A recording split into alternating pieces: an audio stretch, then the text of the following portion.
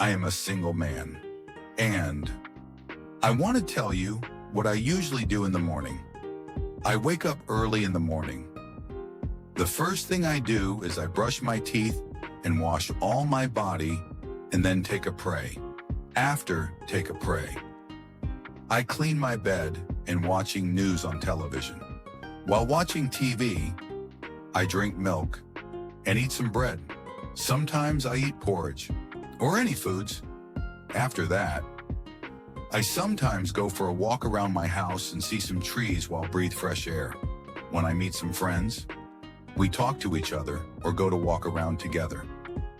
I am very happy if I meet some friends because it's make me feel happy.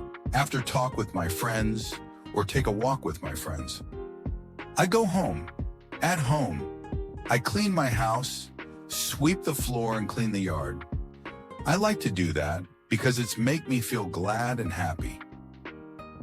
Now, I am ready to face the day, work as usual and to do my daily activities. All my morning activities make a bit busy, but that's make fun and enjoy my morning daily routine. Thank you very much for watching and listening my morning story.